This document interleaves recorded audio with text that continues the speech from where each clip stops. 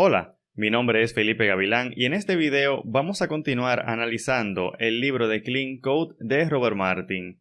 Hoy vamos a hablar acerca del capítulo 17 que habla acerca de heurísticas y code smells. Una nota es que nosotros nos vamos a saltar los capítulos 14, 15 y 16 porque en estos el autor lo que hace es realizar una refactorización de unas aplicaciones en Java. Nosotros no nos vamos a poner a verificar esta refactorización, así que simplemente nos vamos a saltar esos capítulos y por eso hoy vamos a trabajar con el capítulo 17. Como te decía, el capítulo 17 trata acerca de code smells. La idea es la siguiente: un code smell es algo así como algo que apesta, un código que apesta, pero que no necesariamente tiene que ser algo que está mal, sino que puede ser algo que podemos mejorar. Puede ser algo que se aconseja no hacerlo, pero definitivamente no es que está disque mal, pero debemos verificar que lo hemos hecho de la mejor manera posible. A veces hay cosas que, aunque el autor las llame code smells o código que apesta, o en español supongo que sería como código que nos hace ruido. Eso es una frase que se suele utilizar: ese código me hace ruido, porque no está disque súper bien. Entonces el autor nos va a presentar una serie de esos code smells y nosotros los vamos a analizar entonces. Así que vamos a comenzar. Hoy, como son muchos code smells, lo que vamos a hacer es que los vamos a dividir en varios videos. Hoy vamos a trabajar primero con aquellos relacionados con comentarios, ambientes y funciones. Y luego, en un futuro video, vamos a trabajar con los demás code smells. Entonces, la primera categoría son los comentarios. La idea es que, como tú sabes, podemos realizar comentarios. Sin embargo, como vimos en un video anterior, no todo comentario es beneficioso. El primer code smell, el primer problema, el primer ruido que un comentario te puede hacer es si el comentario contiene información inapropiada. Cuando el usuario habla de información inapropiada, se refiere a que estos comentarios deben de ser claros, pero que también deben de ser relevantes para el código fuente de la aplicación. Un comentario debería decirte, por ejemplo, el porqué de un código sin tener que salirse de la realidad del software. Por ejemplo, algo que el usuario no recomienda es que coloquemos disque este código lo pusimos aquí porque nuestro jefe Pedro nos lo pidió, o algo por el estilo. Y aunque me inclino un poco en favor del autor, también me inclino un poco del otro lado, en el cual podemos colocar, por ejemplo, en una compañía de software que tenga un sistema de tracking de bugs y de requerimientos, podemos colocar el código del requerimiento que explica una línea de código. No es que hay que hacerlo con todas las líneas, pero quizás en algunos casos sí sea conveniente hacerlo. Por ejemplo, yo trabajaba en una compañía en donde nos pasaba eso, que a veces nos preguntaban ¿por qué el software hace X? Entonces uno tenía que responderle a la persona: eso es por el requerimiento tal, el requerimiento 123. Y entonces así, ya ese usuario, esa persona podía entonces estudiar el proyecto en el software que llevaba los requerimientos y así hablar con el dueño del requerimiento, porque cada requerimiento tenía su dueño, que fue la persona que lo solicitó, y así poder consensuar qué se debe de hacer en caso de que se quiera realizar un cambio a esa funcionalidad. En nuestro caso, nosotros lo que hacíamos era que teníamos algo así como REQ de requerimiento 123. Decíamos, por ejemplo, la acción que teníamos que hacer o el título del requerimiento. Debemos filtrar a los ejecutivos. Mira, que yo tengo estos destinatarios, estos correos electrónicos, mejor dicho, y yo lo que quiero hacer es evitar que notificaciones, vamos a decir que no le importa a un ejecutivo, a un presidente, a un vicepresidente de la compañía, le esté llegando esa notificación porque a él no le interesa escuchar eso. Entonces, un requerimiento era filtrar de las notificaciones a esos altos ejecutivos. Y pues así lo pusimos. Requerimiento tal, debemos filtrar a los ejecutivos. Esto para dar una explicación, una justificación a este código que hemos ingresado acá. Como te decía, aunque el libro lo presenta como un code smell, si tú tienes una buena justificación para hacer las cosas, si es algo que te funciona, que te sirve, que realmente te trae beneficio a ti y a tu compañía, definitivamente debieras continuar haciéndolo. Sin embargo, es bueno tener pendiente que en algunos lares esto no lo ven bien y es bueno estudiar alternativas en el caso de que existan alternativas, como veremos en el futuro con otros code smells. Entonces, el segundo code smell sería comentarios obsoletos. Esto suele pasar, por ejemplo, si hacemos un comentario por un código y el código cambia, pero el comentario no. Entonces es como que dicen que el comentario se pudrió, como que el comentario ya expiró, porque el código ya no hace exactamente lo que dice el comentario, entonces el comentario es como si te estuviera mintiendo. En el pasado vimos un ejemplo de esto, que era que teníamos disque un regex de teléfono y pues el comentario decía, ejemplo, un teléfono, por ejemplo, donde el primer 1 es opcional. Y eso de el primer 1 es opcional lo podemos ver aquí en este signo de interrogación que tenemos acá. Pero si hay un cambio de requerimiento y luego el 1 no es opcional, pues quitamos el signo de interrogación que tenemos acá. Pero si no tenemos cuidado y dejamos el comentario como está, entonces tenemos un comentario obsoleto, el cual ya no es útil porque el código ha cambiado. Tenemos que asegurarnos de que cuando actualizamos código, también verifiquemos que el comentario que está adjunto al código siga siendo relevante en caso de que haya que actualizarlo o definitivamente borrarlo. Vamos a ver el siguiente CodeSmell, es comentarios redundantes. Esto es un comentario que no aporta nada, tenemos un código que es bastante claro y agregamos un comentario que simplemente explica lo que el código hace, pero de nuevo, el código no hace nada complicado.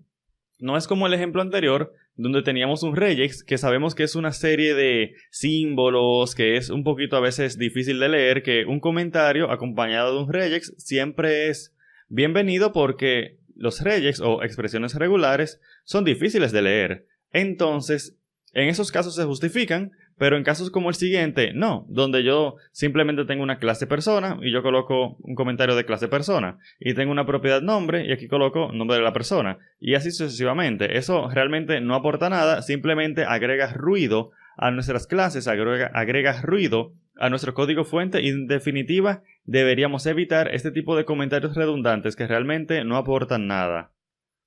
El siguiente CodeSmell serían los comentarios mal escritos. Si tú vas a escribir un comentario, ya sea para justificar algo o para explicar algo, trata de ser lo más claro posible, trata de ser lo más específico posible. Recuerda que quizás en ese momento, tú que acabas de escribir ese código, digamos, entiendes ese código, lo tienes bien presente y por eso a lo mejor sientes que no necesitas el comentario. Pero si lo vas a escribir, trata de escribirlo como para que lo pueda leer alguien que no ha visto ese código nunca en su vida y pueda entender perfectamente de qué se trata o por qué se hizo, o que en definitiva puedas recibir el mensaje que se supone que tú quieres enviarle a esa persona. Sería muy feo que tú en 6 meses le haces un comentario mal escrito, incluso hecho por ti mismo o por ti misma, y que tú no entiendas qué es lo que dice ese comentario porque lo escribiste muy rápido o no fuiste claro o no le diste mucha mente. Es bueno tratar de tomarse su tiempo en expresar el mensaje de la manera más adecuada posible cuando hagas un comentario. Luego tenemos código comentado. El código comentado es así como se escucha, es cuando tú tienes un código y tú lo comentas. Tú puedes comentar un código momentáneamente, quizás para hacer una pequeña prueba, pero no más de ahí. Si tú tienes un código, si tú abres una clase y tú ves código que ha sido comentado desde hace meses, ese código no sirve y simplemente está agregando ruido a esa clase. Lo mejor es borrar ese código. Y si piensas que es que en el futuro podrías necesitarlo, pues para eso existen los sistemas de control de versiones como Git, en el cual tú vas a poder verificar un commit anterior. Un commit, por ejemplo, hace 3 meses, de hace 6 meses, donde tú veas el código y tú puedas entonces utilizarlo, o tomarlo de ahí y utilizarlo, o tú puedes crear un branch donde tú coloques ese código, pero la idea es que ese código que está ahí no esté simplemente causando ruido, no esté simplemente en el medio molestando a los demás. Bien, luego de la parte de comentarios, el libro nos habla de CodeSmells en términos de ambiente. Por ejemplo, el primero al que se refiere es a la compilación requiere más de un paso. Y yo agregaría el despliegue requiere más de un paso. Es decir, que esto que está aquí está mal. No deberíamos tener un proceso de compilación que requiera más de un paso. Idealmente para tú compilar un proyecto, por ejemplo en Visual Studio sería Ctrl+Shift+B o algo por el estilo. Si es con una línea de comandos, debería ser un simple comando como .NET Run o cualquiera que sea la herramienta que tú utilices para correr tu proyecto. npm start en el caso de React o ngSurf en el caso de Angular. No importa, pero lo que importa es que sea un solo paso, sea un solo botón, sea un solo comando. que nunca sea que para tú compilar un proyecto tú tengas que buscar un archivo por aquí y correr este archivo por acá y correr 3 comandos en un orden específico. No, eso es molesto, eso es propenso a errores y no debe de ser así. Y te decía que yo agregaba también el tema de que el despliegue requiere más de un paso. Igualmente que la compilación debería ser tan simple como presionar un botón, el despliegue, es decir, el release de la aplicación, debería ser tan simple como clicar un botón.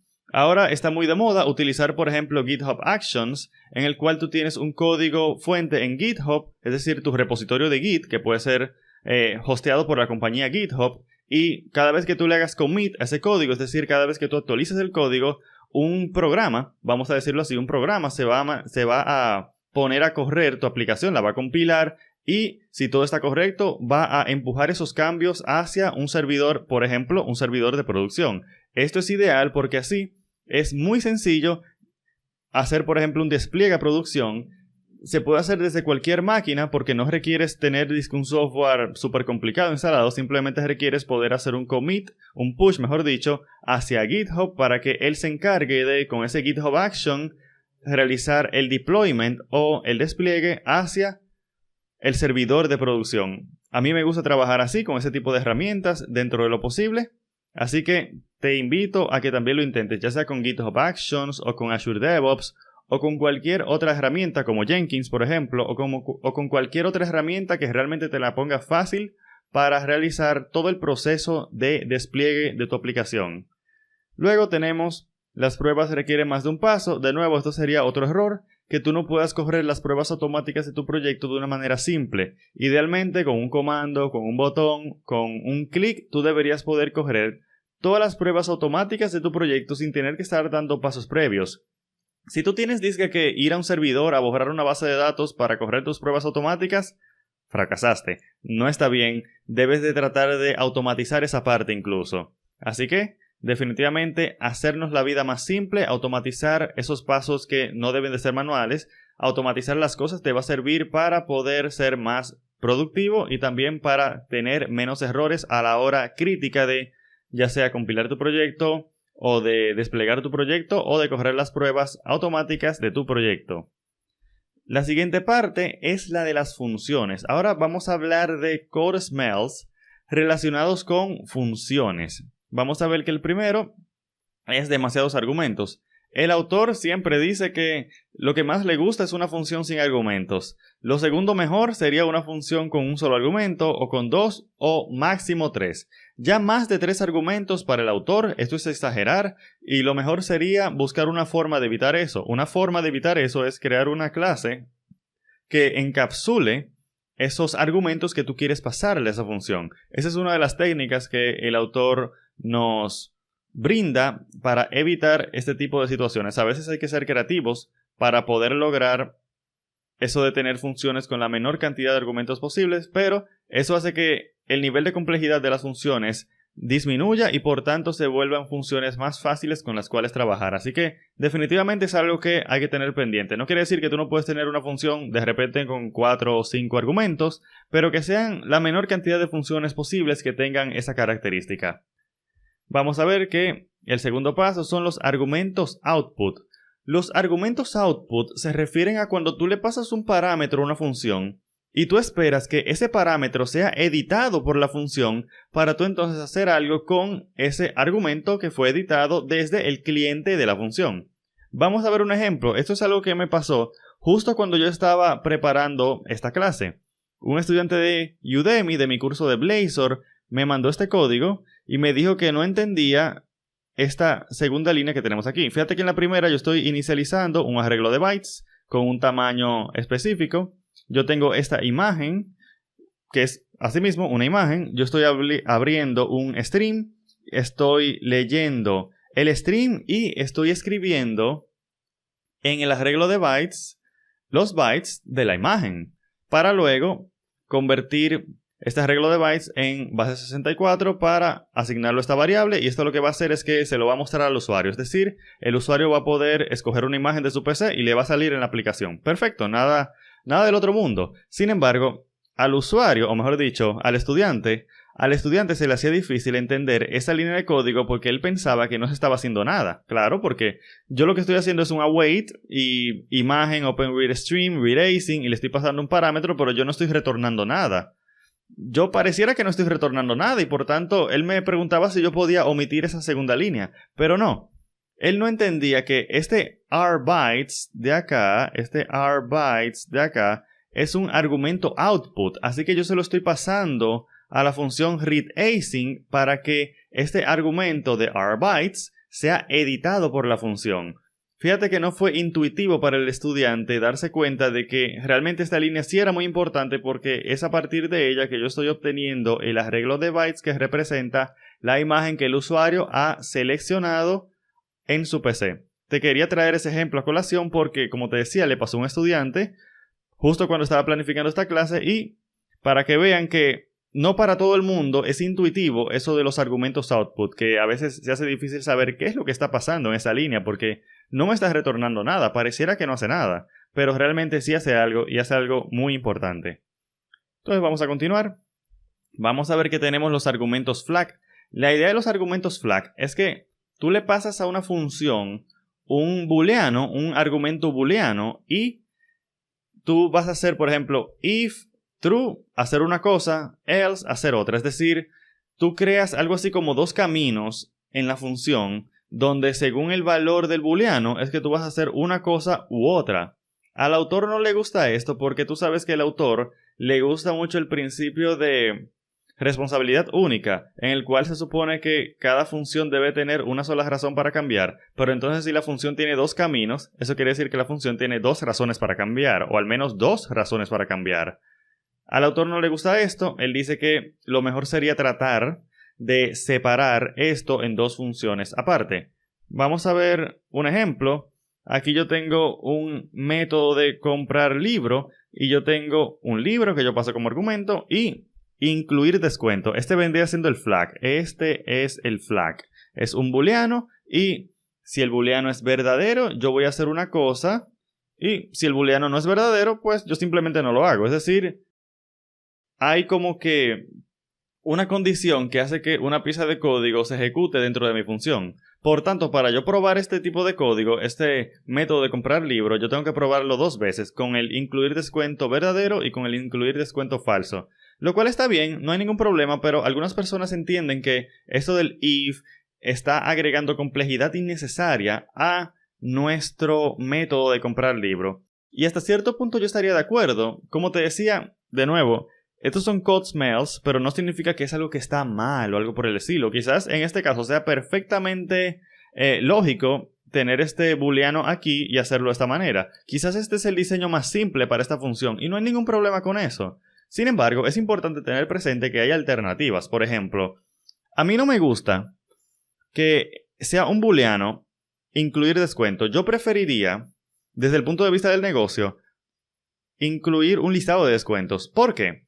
Pues porque podría ser que una persona aplique para varios descuentos. Quizás mi tienda tiene una política de que si es el cumpleaños de la persona, le hacemos un descuento, pero a lo mejor la persona también tiene un cupón. Es decir, hay dos descuentos. Entonces, en vez de decir simplemente incluir descuento, yo prefiero pasar un listado de descuentos, el cual, si el listado es vacío, pues no tenemos que hacer nada. Si el usuario no tiene descuentos, no los aplicamos. Y si tiene descuentos, los aplicamos. Así que yo refactorizaría este código.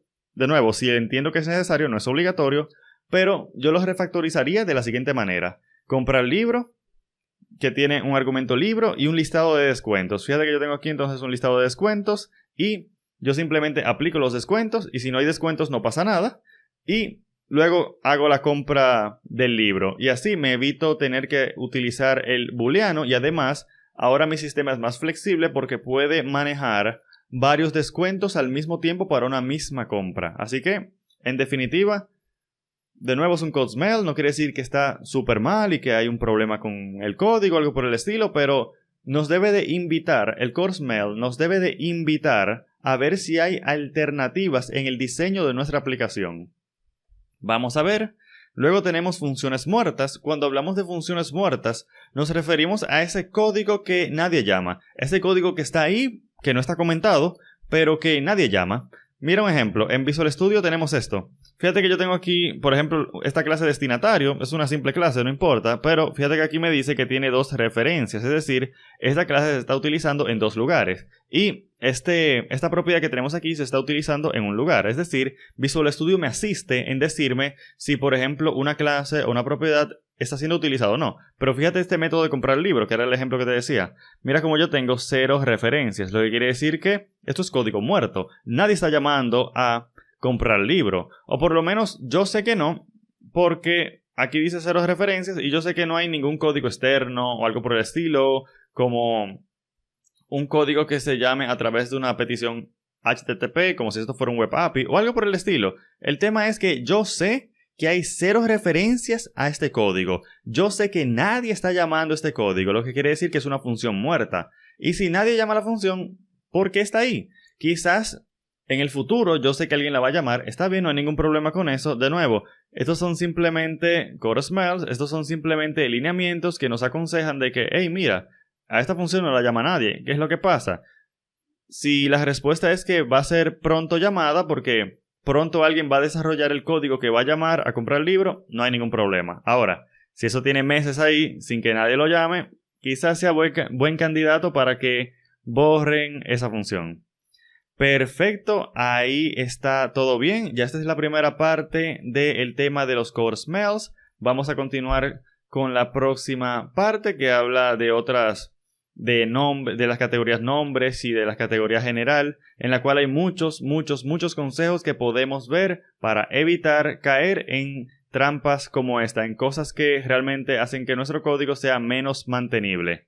Como te he dicho ya varias veces, vamos pronto ya a hacer una encuesta para ver cuál va a ser el próximo libro que vamos a analizar. Ya este se está prácticamente acabando, este es el último capítulo, así que en definitiva, atentos que pronto voy a hacer una encuesta con las opciones para el próximo libro. Muchísimas gracias.